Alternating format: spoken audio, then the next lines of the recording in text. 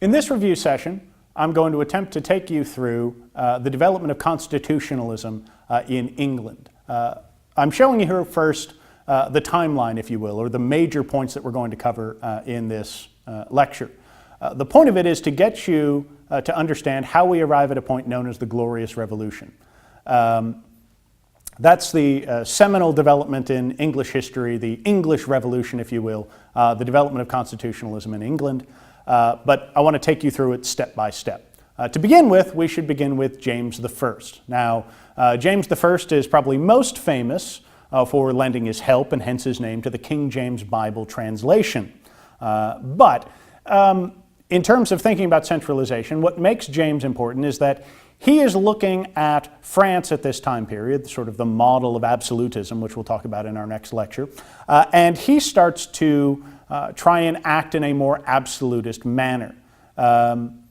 He wants to rule the state as personally as he can, and this started to cause tensions with the body of representatives known as Parliament.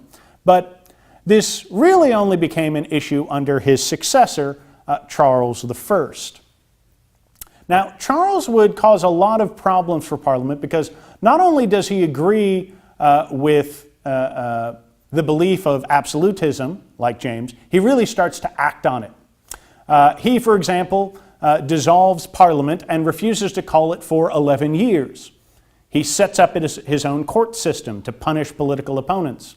He initiates taxation without discussing it with Parliament. He quarters troops in family homes to cut down on costs.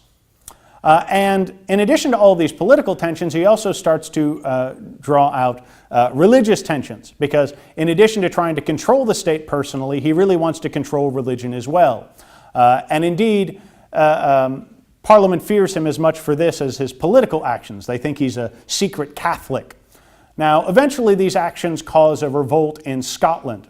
And this revolt in Scotland causes some problems. Namely, Charles can't pay for the money he needs to put the Scots down, and so he has to call Parliament. Now,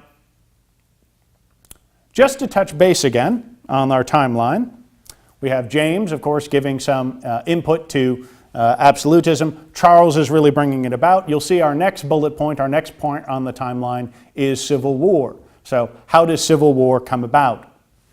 Well, when Parliament is called, it's used its position to try and challenge the king. They're upset that he's tried to use his power to rule without their consent, and eventually tensions lead to a breakdown of government and eventually civil war. And the war is fought between two sides, the so-called Roundheads, who represented the parliamentary forces, and the so-called Cavaliers, who represented the royalist factions. And what you should see in this is the debate was as much about politics as it was religion. Now, while one might expect the royalist forces to win easily, Parliament has, if you will, two aces up its sleeve, one being its army and the other its commander. And so first I want to begin with the army. The English set up what's known as the New Model Army.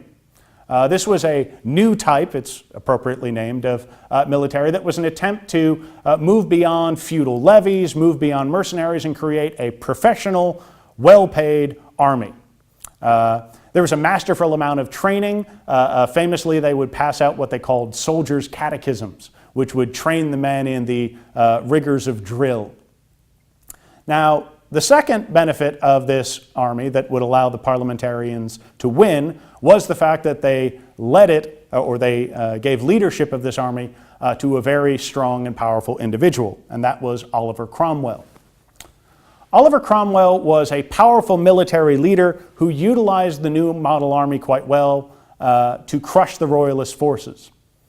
He was able to, over the course of the several years of the English Civil War, outmatch his royalist opponents and defeat them. That's all well and good for Parliament, except there was a problem. Cromwell was a very extreme person. He was an extreme religious believer, as well as an extremist in terms of politics as well. He turned to his personal supporters in Parliament and functionally came to rule the state himself. What he did through this rump parliament, as it was known, his cadre of supporters in Parliament, he ordered the execution of the king, Charles I, and proclaimed himself Lord Protector, which is a highfalutin term for functionally a dictator. He created functionally a republic in which he ruled with absolute authority, with the rump parliament saying yes to whatever he wanted. Now, I said that Cromwell created a republic, but you'll see the next names appear on this list appear to be kings, and that's telling. When Cromwell died, he had annoyed so many people, so few people liked the life he had created, Parliament decided to turn back to the kings. They turned back to the Stuart family and said, let's have a restoration. Come back to England and rule us. We'll go back to the status quo. It's a sign of how bad Cromwell was that they were willing to go back to the kings. Now, the Stuarts hadn't changed, the royal family of the Stuarts. They were still committed to absolutism, but they were certainly a bit more cautious after the English Civil War. Now, Parliament feared Charles II, but the tensions were played out in Parliament. The best example of this is the growth of political parties in the Parliament. You had the Whigs, who favored parliamentary power, and the growth of the Tories, who favored the monarchy and monarchical rule. So while tensions play out in Parliament under the reign of Charles II, they break out into conflict under his successor, James II. Because while Parliament feared the, if you will, the Catholic pretensions of Charles II, under James II, well, he was a committed Catholic, and Parliament greatly feared what he was going to do. And in this, there is a great irony. If you will, we think of the English Glorious Revolution as this championing of political liberty. But in many ways, the irony of the situation is that this growth of political liberty came at the expense of religious liberty. James II wanted to champion tolerance. He wanted tolerance for Catholics within England. Previously, Parliament had passed, as I listed here, a Test Act. This functionally said that Catholics need not apply. Catholics could not serve in government. And James tried to push for religious tolerance for Catholics. Parliament sees this as a threat to the English state. They see this as a threat to parliamentary rule. And so they turn and start whispering to William of Orange, who is leader of the Netherlands, and say, here, come and become King of England.